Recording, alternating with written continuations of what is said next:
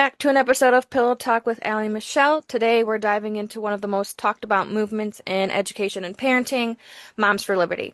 Whether you agree with them or not, they've become a powerful voice in the school board elections, curriculum debates, and larger conversations about what role parents play and the decisions they make on their children's education. Joining me is Hillary, the president here in Cuyahoga County, the Cuyahoga County chapter, Moms for Liberty, to share what the group really stands for, how they see their mission, and to respond to some tough questions and criticisms you've probably seen in the headlines. And she has some pretty deep discoveries to go over. This is an opportunity to go beyond the sound bites, hear directly from the source, and better understand why so many parents feel drawn to the movement. Hillary, thank you for being here. Of course. Thank you, Allie, for having me. Yes, so we were going over here briefly about what you were talking about, but I wanted to ask a very, very tough question for you before we get into this stuff, okay? Yeah, of course. Okay, if you could describe politics in a smell, using only mom vocabulary, how would you describe politics? I know it's a tough one.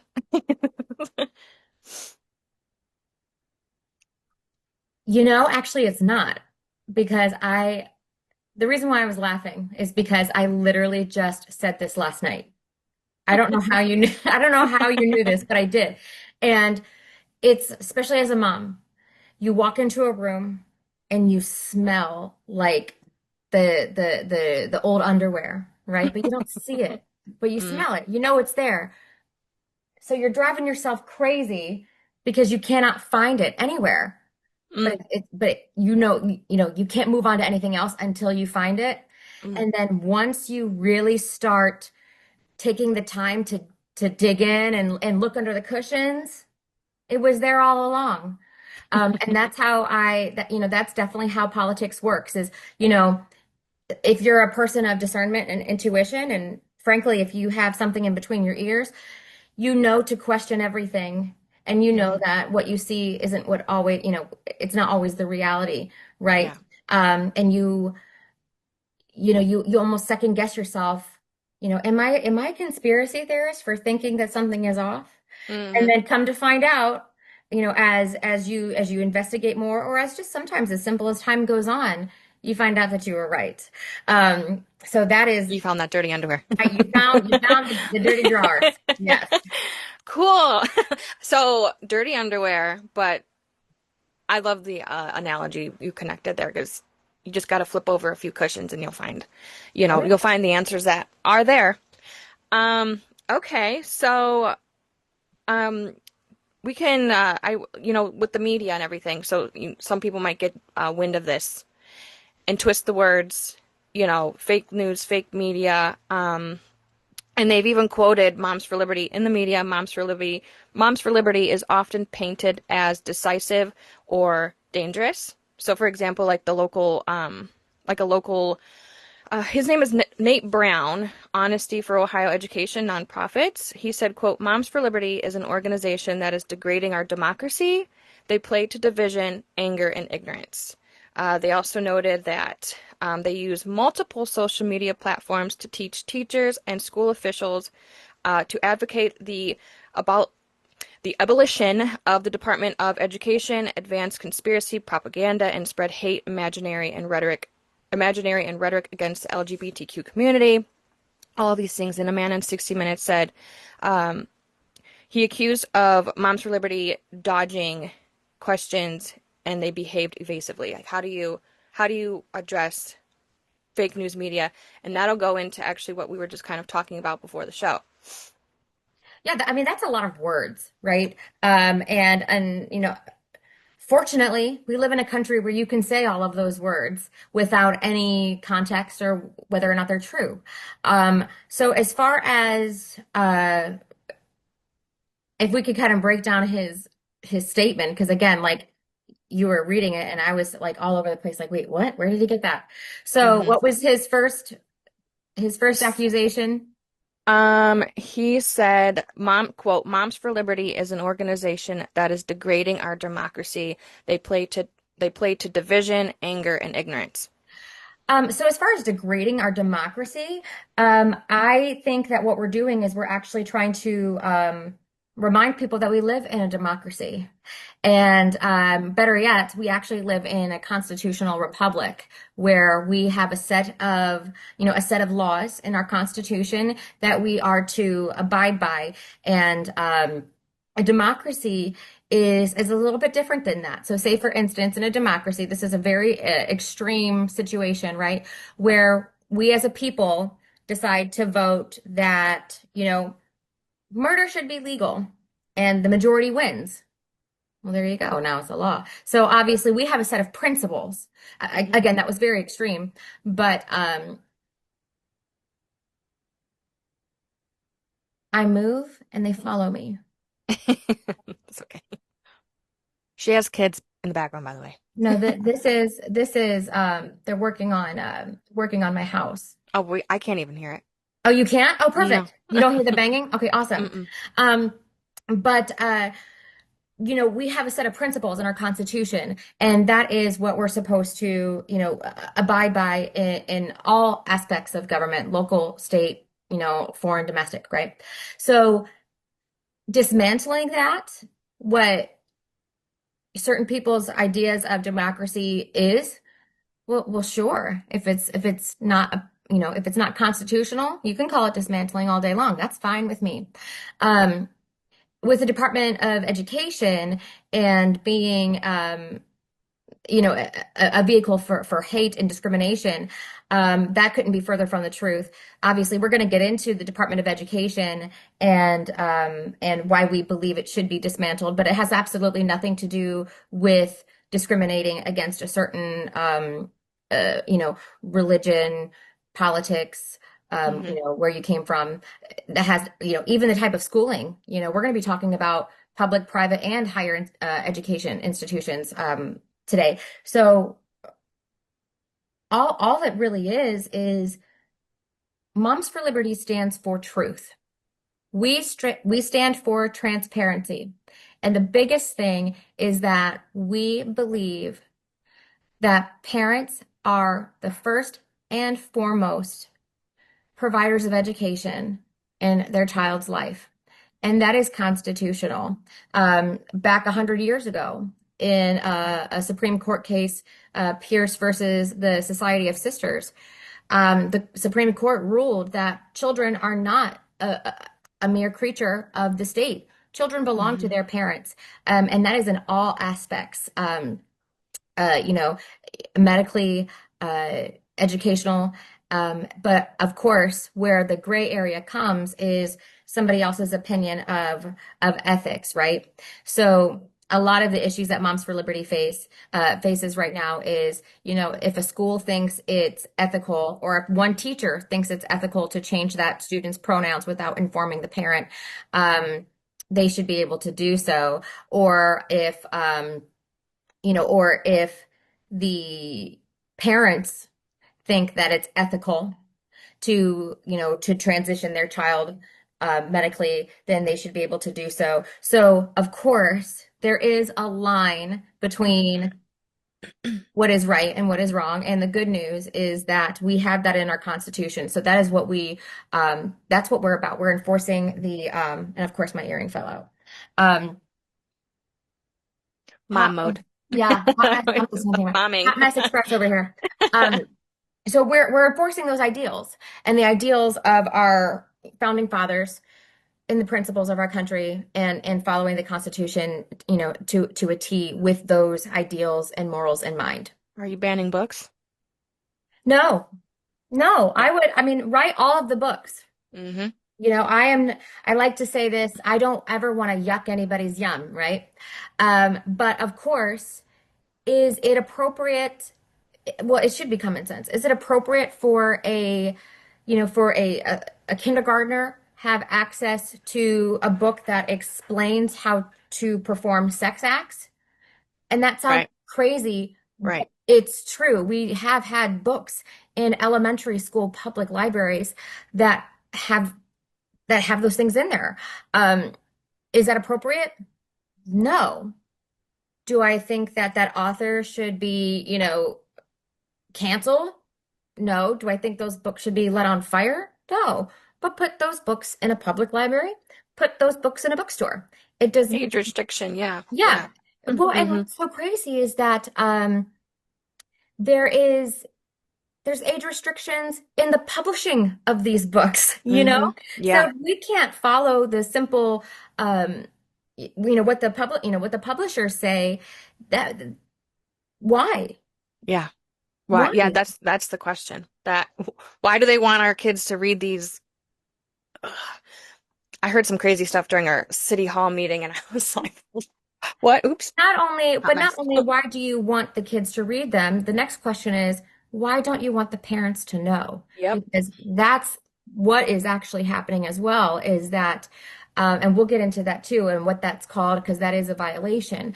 Um, why, what's the problem with parents having that information? Right. Why is it an issue for parents to offer consent? So Right. safe, I mean, that's even, the most extreme cases. Keep the books in the library. Fine. More for, for the older kids, okay? Keep the Mm-hmm. books in the library. But if you're going to have that type of material, it needs to be parental consent needs to be given. Yes, the permissions. Yes, yes, yes, yes.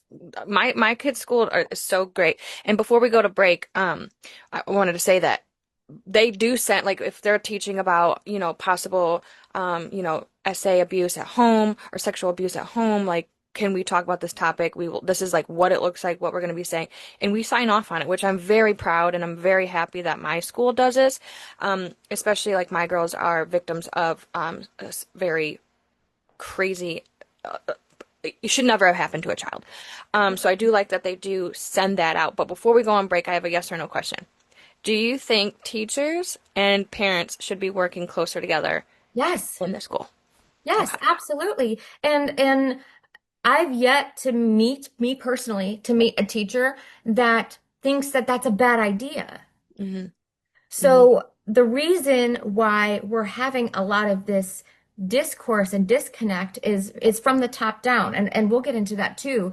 When you have national teachers unions and teachers associations put in their agenda um, that, despite what families think, or despite what executive orders, or despite what President Trump thinks, we're going to do these things anyway.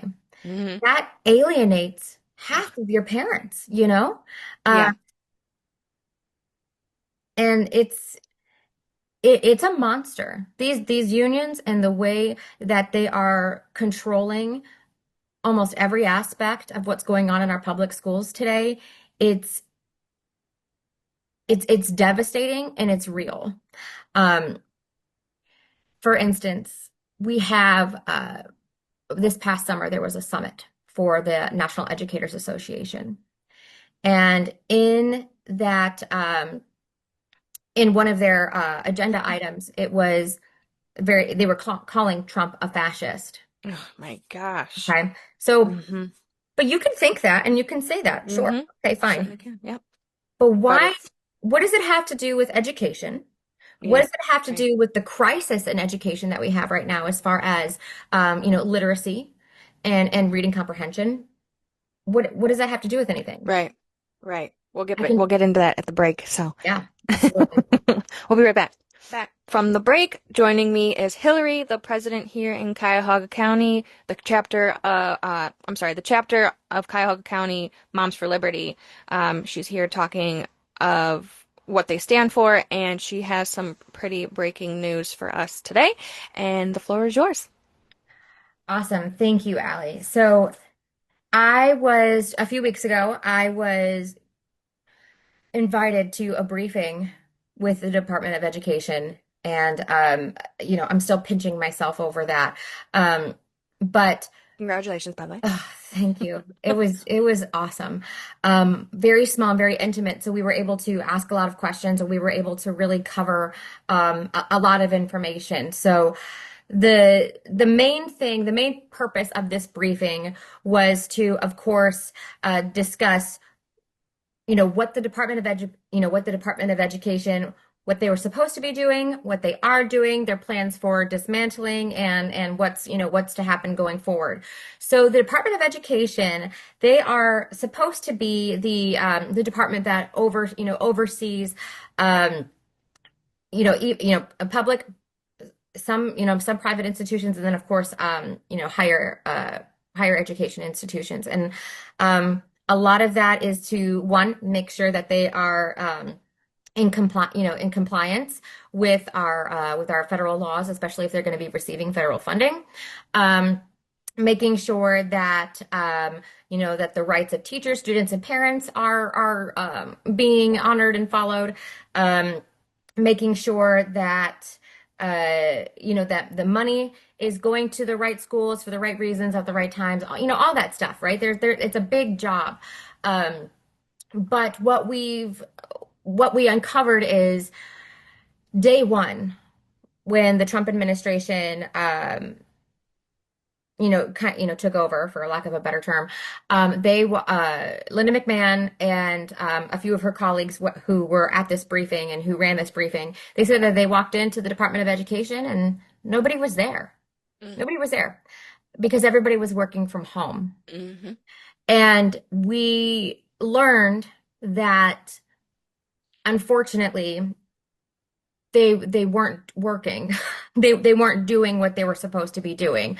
mhm, Um, which, for somebody like me who works remote, of course, that's upsetting, because I know that if I didn't do what I was supposed to do, I wouldn't get paid. I would get fired. And it was disappointing to see that the people in these seats who, oversee our whole country's, public education system, that they weren't doing their end of, they weren't fulfilling their end of the bargain. So the responsibility that was dropped is is so much bigger than I could have even imagined. Um, and that is why the Department of Education needs to be dismantled. Not because, we don't want public schools to receive support. We mhm. don't care about minorities or disabilities. We don't care about, funding and all of that stuff. That has nothing to do with it. It has everything to do with the department and how it was designed. It's not working. And those responsibilities are not going to be going away. They're actually going to be redistributed to existing departments who already have for again, a lack of a better term, an auditing system and team in place to make sure that things that are happening are supposed to be happening. Um, and, uh, you know, it's not a matter of removing funding. It's making sure that, the money is going to who it needs to go to, and that it's being spent appropriately, right? Mhm. Um, so Moms for Liberty, we are a parental rights advocacy group. And the first thing that I have written down here on my list is we learned about the role of FERPA and the Department of Education. So FERPA is the Family Education Rights and Privacy Act. And what's been happening, and I have a list of examples of which schools who was doing what, but what was happening is that schools were enacting policies that imply that students need protection from their parents. So when Oh parents gosh. were right, so when parents were requesting information about their students' grades, accessing student records, the schools were saying no. Um, Mm, so that is a violation of FERPA, and FERPA is a policy that the Department of Education protects. But in addition to that, I want to remind everybody that I am fully aware, just as everybody else, that not every student has a great home life, and that there are circumstances to which where perhaps the student does need protection from their parent or their guardian at home. But what we which have is mm, yeah, yeah, it's terrible. But what we have to recognize and understand is we cannot let the circumstances for some be the rule for all. And there are provisions set in place. One of those provisions being teachers and people who work in education, they are mandatory reporters. When they see something, they are to say something and report it. Um, Now, whether or not the reporting leads to anywhere, that is a completely different department and a different institution that needs revamped and, Hmm. dosed for, So um, you were saying for, the foreign, like what do you mean? Like the foreign, you said foreign, the beginning you said something about the foreign, I can't, oh, the skip. bots? Yeah, yeah. Yeah, so that is with higher education. So we were having, we're obviously we were seeing that that schools were violating the FERPA, and we're having to address that.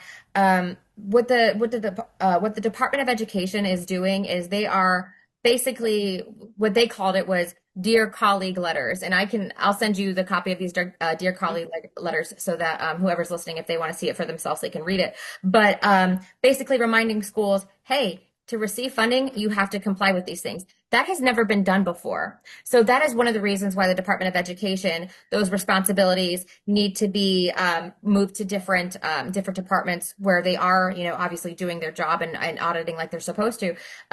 Because for the past 20 years, this nobody from the Department of Education was making sure that the schools were being compliant with anything, right? Mm, Um, Now with higher education, what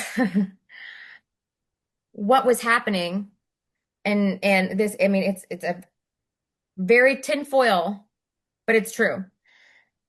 There were fake bots mm, posing as students that we have found those bots were created by foreign countries.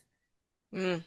How And was this discovered? Was there like a big investigation, like under the table, or like how was this? no, this was the Department of Education, the people under Linda McMahon and Donald Trump doing their job for the first time in 20 Mm, years. okay, That's okay. all this is. And that's how we know that this is a problem because people who were working there were collecting a paycheck and they Mm, and they were not doing their job. So okay. this is not like a huge conspiracy thing that's been happening for a long time and a big investigation with the CIA, FBI. No. Mm, This was a matter of somebody showing up to work and actually doing their job, and it was sitting there right in front of them like a little present on their desk. wow, It was wow. very, very clear and very plain to see. So what they did find is that these bots were created by foreign countries, and they were applying for federal student aid, and then they were getting that money. Now they were getting the refund money, mind you, but the colleges, the higher institutions, were getting the funding. Hmm. So they were receiving funding for students that they didn't have. So what you for Mom for Liberty, are you just trying to bring awareness? Are you trying to like where do you guys stand in this So our bubble? yeah, so our ask was from the Department of Education. Our ask was to share this information because the media is not, Mm, mm, or what they do put out is very like very twisted and nuanced, instead of it just being as black and white as it is. hmm. So when Moms for Liberty people, when we're accused of not wanting to dismantle the Department of Education, this is why. When we are critical of public schools and colleges, this is why. And it's not because we think that they're all evil bad people. No, it's because a part of our stance is holding people accountable, holding leaders accountable, and making sure that our students aren't going to be paying the price. And Hmm. that's what I mean, that's inevitable, right? So here we Yeah. have universities who are knowingly, and you will not convince me otherwise, knowingly collecting federal aid money for students that they do not have. What? Wait, parents are doing that? No, no, no, no. The universities, the Oh, university. Well, that's what I'm saying. So Yeah. when you collect student aid money, right? Hmm. Hmm. You have the money goes to the school. And then Right. whatever's refunded for, it could be for housing and things like that, can go, would go to the student. Well, okay, so we have the university collecting the money and keeping it and not saying anything because why would Hmm. they? They're getting the money. And then we have foreign countries who are able to take a loan from our federal government. Wow. It's been going on for a long time. One Wow. of the many reasons why the Department of Education needs to be dismantled. Another reason, again, I have pages and pages of this, and if we were to, if we had all the time in the world, this would go on for 2 hours, right? Of all of Hmm. the things that's going on right now and the reasons why this needs to be dismantled. The other biggest thing is the grants. So we have about the Department of Education has about 12,000 grantees, right, from all sorts of organizations, companies that give money to schools um, for certain demographics, certain things. So, for example, there was a school in Chicago, and this is all true. Like again, it's a quick Google, but you might have to scroll down a little bit because it's not Hmm. recorded. But there is a school in Chicago that was receiving a grant that if you had a certain level or a certain amount of Native American students, you would receive this amount, millions of dollars. Well, what the school in Chicago was doing is that they were counting their Middle Eastern and students of Indian descent, like from India, Mm. as Native Americans. Mm. So they were getting this funding from these grants. So we have, again, a couple of different issues with that. We have a school that's fibbing to receive grant money. Hmm. We have a school that continued to do so. Like that happened for a while. Hmm. We have a Department of Education that is not reading the grants because if they would have read the grant, they would have known to. Does Chicago have, is Chicago a predominantly Native American community? I'm, Hmm. I don't need to answer that for you. Hmm. And then also, are we, why did this go on for so long? One time, I'll give you the grace, oops, accident. But it continued and it Hmm. continued and it continued. So we have the people of the Department of Education, they're not reviewing these grants, they're not doing their job, right? And obviously, once the Trump administration came in, we discovered all of this. But with these grants, a lot of, the biggest question that I get asked is how did this stuff get into our schools? Well, we have, there's a couple of different reasons. One of those things being the teachers unions, the school board associations, they are now lobbyists. Hmm. They're no longer typical unions. They are absolutely lobbyists for ideology, and they're no longer trying to hide it. Randy Weidgard, Oh yeah. yeah, I Out mean, here he it's just, it's insane. The people yeah, that are running are doing really illegal things with their right. campaign. Well, Yeah. she literally just wrote a book, Why Fascists Are Afraid of Teachers. And then again, in the NEA's summit this past summer, they have pages and pages and pages where they're going to enforce and push their ideology into school. Not once did they recognize or have a plan to fix the literacy crisis that we're having in our as a country. Yeah. Um, so we have that, but also these grants. These grants included some of them kind of like a quid pro quo. If you put this material into your curriculum, if you incorporate these things into your curriculum, you will receive the funding. Mm. Wow. That's what was Wow. happening. So Yeah. that's another way why these schools were getting why they were why certain things were being pushed in the school. One of many reasons, but it's one of them. So Mm. again, that's how did that happen? Well, it happened because the people who worked at the Department of Education, they weren't reading these grants. So, of course, what do we do? As the Trump administration, they go in, they discover all of this. Okay, so where is the policy to review the grants and cancel them so it doesn't just keep happening? There wasn't one. Mm. So if we have a little bit more, like we have a few more minutes left, and I wanted to just ask you one more thing, and then I want you to let the listeners know where to follow you. But if you could set the record straight for Moms for Liberty in your own words to make people who truly misunderstand what you are doing, because you're very passionate. I hear it in your voice. You're very passionate about what goes into the Department of Education and what your cause is for. If you could just set the record straight in like a few words and then let everybody know where to follow you. Um, yeah. I mean, we stand for truth. That's all there is to it. Some we've been accused of being MAGA, Trumpers, Christian nationalists, anti-LGBTQ. The fact of the matter is, do we have a lot of MAGA supporters? Sure. Do we have some Democrats? Yes, we do. Um, as far as the LGBTQ community, are we against inappropriate material in school? Yes. Yes. Age Hmm. inappropriate. Are Hmm. we against Age talking appropriate. about, Yeah. right? Are we against talking about um, ideology, which includes gender identity and inappropriate sexual content. Yes. Are we against keeping that from parents? Yes. That has nothing to do with us not liking the gay community. As a matter of fact, we actually have quite a few people from the LGBTQ community in our organization, one being a chapter chair like I am. Hmm. She's Hmm. gay. Nobody cares. We also partner with the organization called Gays Against Groomers. They're going to be at our summit this October. Hmm. It has nothing to do with the LGBTQ community and everything to do with parental consent, parental rights, and making sure that our children are going to school so that they can learn how to think, not what to think.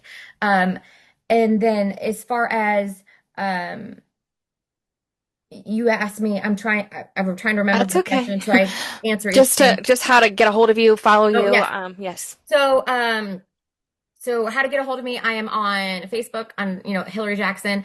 We have a public Facebook page for my county, Moms for Liberty, Cuyahoga County. Facebook is where I'm most active just because I don't quite understand how X and Instagram work because I'm like the worst millennial ever. But I'm getting there. I'm getting there. And I'm very active on there all day long. So I should probably get a different hobby because No, I I don't. mean, if this is what you love, you got to do what you love. I Right, love it. but Yeah. the biggest thing is that Moms for Liberty would not exist if these issues did not exist and parents did not need our help. So Hmm. for all of you out there who thinks that, Moms for Liberty is terrible, awful, and we should go away, okay, well, look at what we're fighting and maybe those things should go away because a lot of us would much rather be, sitting on our rocking chair, knitting and Knitting. yeah, You knitting. are a bad millennial. Yeah.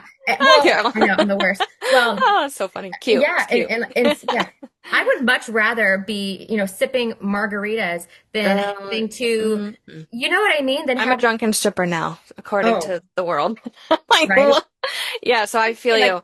I want to be on a beach somewhere. I Ah, don't want amen. to have to go toe to toe with my neighbors all day Mhm. long, because they read something online that said that I was a Nazi, so it must be Mm. true. The dangerous verbiage, the vocabulary that they spew it's very dangerous. I mean, we were just seeing it a few weeks ago, so of what, people being called these names. But thank you so much, Hillary. I definitely want to get more in depth with another thing, so maybe we can plan another episode because I really wanted to hear more about what you found. But time is, you know, Time is of hours the on you. essence. Yes, yes. So thank you, girl. Of course, Allie. Thank you. Hmm.